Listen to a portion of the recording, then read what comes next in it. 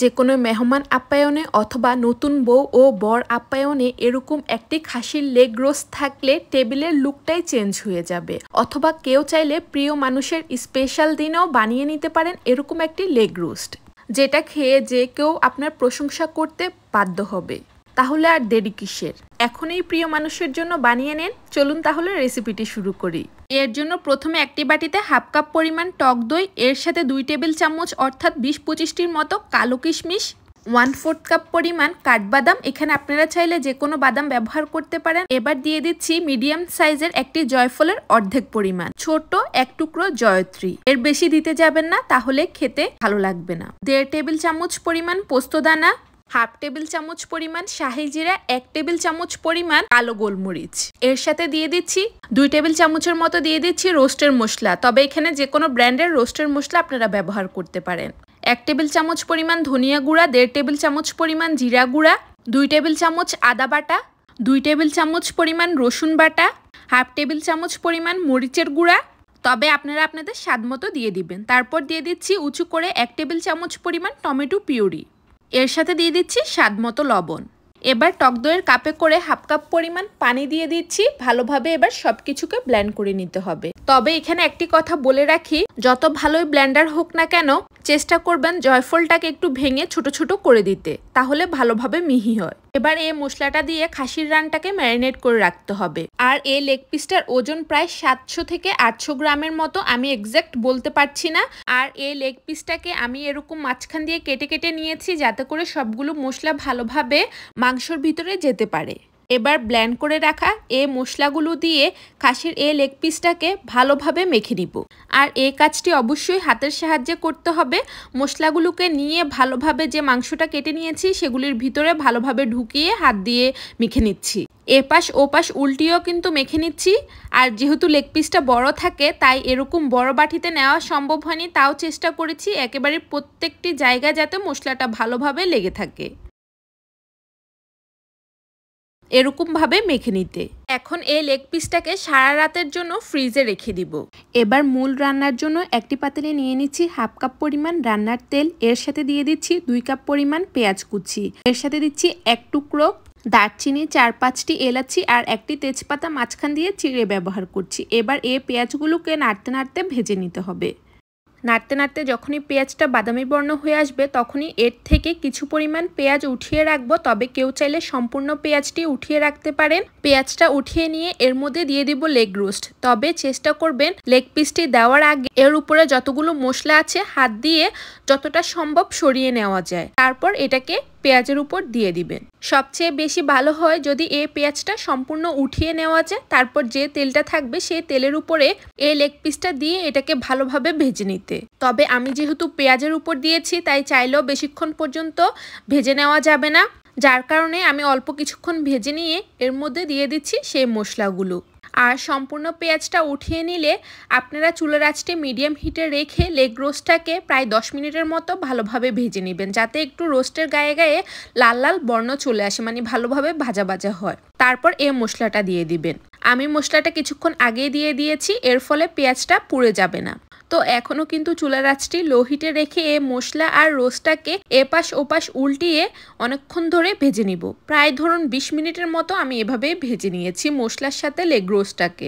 এর ফলে মশলাটাও কিন্তু ভালোভাবে কষানো হবে আর রোস্টটাও ভাজা ভাজা হয়ে আসবে। যখনই এই মশলার মধ্যে একেবারেই আর কোনো পানি থাকবে না, মানে নিচে দিয়ে লেগে লেগে যাবে এমন অবস্থা, তখনই আমি এর মধ্যে দিয়ে দিচ্ছি পানি। প্রথমে আমি এখানে 2 কাপ পরিমাণ পানি দিয়ে ভালোভাবে এগুলিকে নেড়ে মিশিয়ে নিয়ে এপাশ ওপাশ উল্টিয়ে লেগ পিসটাকে এর মধ্যে ঢাকনা দিয়ে দিয়েছি। আর এ পর্যায়ে চুলার আঁচটা বাড়িয়ে দিব। ঝোলটা ফুটে আসলে চুলার আঁচ মিডিয়াম হিটে রেখে আরও 10 মিনিটের জন্য রান্না করে নিব।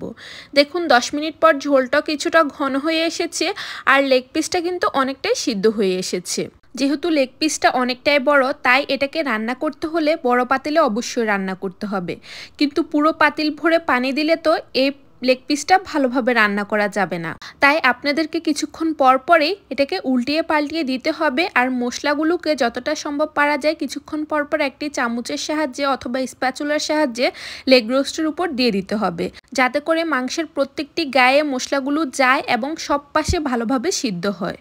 তারপরে আবারও ঢাকনা দিয়ে এটাকে রান্না করে নিতে হবে আরও 10 মিনিটের জন্য। আর এ পর্যায়ে চুলার আঁচটি মিডিয়াম টু লো হিটে রেখে রান্না করে নিতে হবে।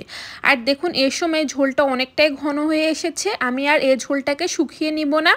তবে এ সময় অবশ্যই খেয়াল রাখবেন যাতে কোনোভাবে মশলাটা নিচে না লেগে যায়। যদি নিচে লেগে যায় তাহলে টেস্টটা কিন্তু চেঞ্জ হয়ে যাবে আর একটা পুরোপুরি গন্ধ আসবে। তাই কিছুক্ষণ পর পর লেগ রোস্টের সাথে সাথে মশলাটাকেও কিন্তু নিচে থেকে নেড়ে দিতে হবে। এবার আমি এর মধ্যে দিয়ে দিচ্ছি 2 কাপ পরিমাণ তরল দুধ, তবে কেউ চাইলে পাউডার দুধগুলিও কিন্তু ব্যবহার করতে পারেন। এ পর্যায়ে পানিও কিন্তু দেওয়া যাবে, তবে পানি থেকে দুধটা দিলে টেস্টটা আরও ভালো আসে। তো দুধটা দিয়ে ভালোভাবে নেড়েচেড়ে মিশিয়ে নিচ্ছি রোস্টটাকে। তারপর এর ঝোলটা ফুটে আসলে এর মধ্যে ঢাকনা দিয়ে চুলার আঁচ একেবারে লো হিটে করে আমি এটাকে রান্না করে নিয়েছি আধা ঘন্টার জন্য। এর মাঝে আর কোনো ভিডিও ক্লিপ নিয়ে নেই, তাহলে ভিডিওটি অনেক বড় লম্বা হয়ে যাবে। এই সময় আপনাদের কাজ হচ্ছে কিছুক্ষণ পর পর এই ঝোলটাকে নেড়ে দেওয়া আর রোস্টটাকে এপাশ ওপাশ করে উল্টিয়ে দেওয়া আর মশলাগুলো এর গায়ে এভাবে ছিটে দেওয়া। তাহলে দেখবেন মাংসটা প্রপারলি কুক হয়ে যাবে। আর যদি কারো মনে হয় রোস্টটা ভালোভাবে সিদ্ধ হয়নি, আর একটু পানি হলে ভালো হয় বা আগুন বেশি হওয়ার কারণে পানিটা শুকিয়ে গেছে, তাহলে একটু পানি অথবা দুধ দিয়ে ভালোভাবে এটাকে সিদ্ধ করে নেবেন। মাংসটা ভালোভাবে সিদ্ধ হয়ে আসলে শেষ পর্যায়ে এর মধ্যে দিয়ে দিচ্ছি 1 টেবিল চামচ পরিমাণ চিনি। এর ফলে যে টক দইটা ব্যবহার করেছি এর ব্যালেন্সটা পারফেক্ট হবে। এবার দিয়ে দিচ্ছি 2 টেবিল চামচ পরিমাণ গুঁড়া দুধ, 4-5টি কাঁচামরিচ, 1 টেবিল চামচ পরিমাণ ঘি আর আগে থেকে পেঁয়াজ যে উঠিয়ে রেখেছি সে পেঁয়াজ বেরেস্তাটি। আর এ সময় দেখতেই কিন্তু একটা লোভনীয় ভাব আসছে। এখন হচ্ছে এটার পারফেক্ট লুক আসবে। এবার সব উপকরণগুলোকে ভালোভাবে মিশিয়ে নিয়ে লেগ রোস্টটাকে এপাশ ওপাশ উল্টিয়ে যাতে সবগুলো মশলা বা যেগুলি দিয়েছি এখন এটা ভালোভাবে এর গায়ে লাগে, এর জন্য এপাশ ওপাশ উল্টিয়ে রান্না করে নিতে হবে আরও 10-15 মিনিটের মতো। আর এ সময় চুলার আঁচ একেবারেই লো হিট বলতে প্রায় নিভু নিভু অবস্থায় রাখতে হবে। তারপর যখনই রান্নাটা শেষ হয়ে যাবে দেখুন এর লুক কতটা ইয়াম্মি, দেখলেই তো যে কারো লোভ লেগে যাবে আর ইচ্ছে করবে টেবিলে সব খাবার রেখে এই খাবারটা দিয়ে খাওয়া শুরু করি। আমার তো এখন আবার ইচ্ছে করছে এভাবে আবার রান্না করে এখনই গরম গরম পোলাওর সাথে খেয়ে নিই। কার কার দেখে লোভ লাগছে আমাকে কিন্তু জানাতে পারেন। আর রেসিপিটি কেমন লেগেছে তাও জানাতে পারেন। ভালো লেগে থাকলে লাইক কমেন্ট শেয়ার করে আমার পাশেই থাকতে পারেন, কারণ আপনাদের একটি লাইক কমেন্টস আমাকে আরও কাজের প্রতি উৎসাহ করে। আর পরবর্তীতে আপনারা আমার কাছ থেকে কোন রান্নার রেসিপিটি দেখতে চান তাও কিন্তু আমাকে কমেন্টসে জানাতে পারেন, তাহলে আমার জন্য আরও বেশি সহজ হবে আপনারা আমার কাছ থেকে কি আশা করেন সেটা জানতে।